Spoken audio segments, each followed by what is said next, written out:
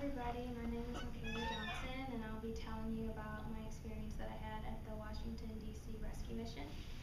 So I'm sure all of you have had some type of experience where you're in a city you love, or maybe even a new one, and you're looking outside, you're like, okay, this is beautiful, I love this city, how could anybody not like it?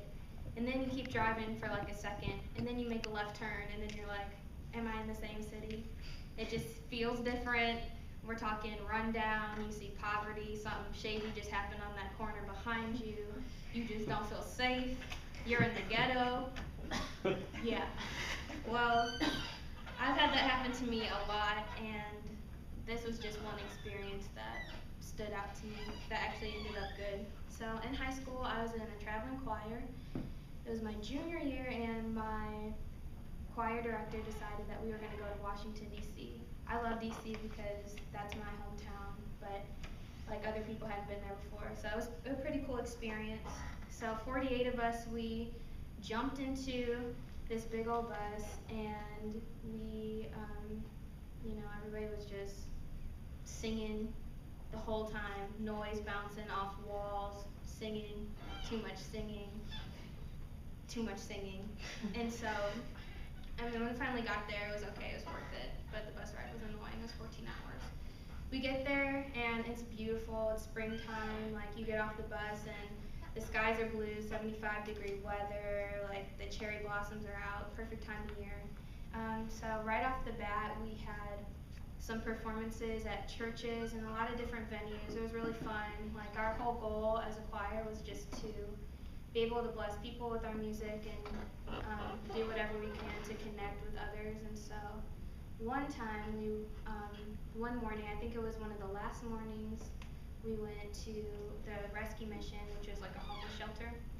And we were going there in the morning, and of course, so we went through Metro DC, which is like all the government areas. I think we saw the White House, we saw like all these beautiful buildings, and then we made that left turn, and then everybody started freaking out. I didn't freak out because I knew it was coming, but it was me. I was probably the only black person, and everybody else was white, so they went crazy. And so the bus stopped, and we were in front of the homeless shelter, and they all just kind of hurried on through and tried to get in. We got in. It was just like dusty and just kind of a weird facility, and the chapel, there was a chapel building right over to this side, and there was seats because they were all required to go if they were going to stay there, if they wanted to be, safe for the night or whatever.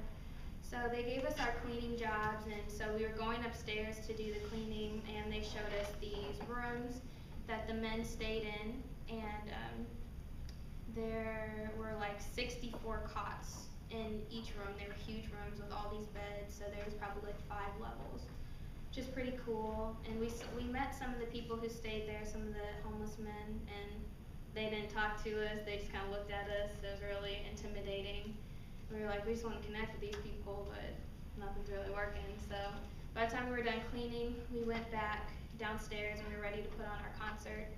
And it was really cool because, we prayed as a choir before that we would just be able to connect with them and stuff like that. And so basically what we did was we just tried to smile and tried to talk to people even though they were looking at us with like mugshot faces. We all were like, but as soon as we started singing, all of them were up on their feet, and all of them were like praising God, and it was the most amazing experience, that I've like ever seen. Like I've never seen somebody worship so real in my life, and it's cool that it was coming from really broken people.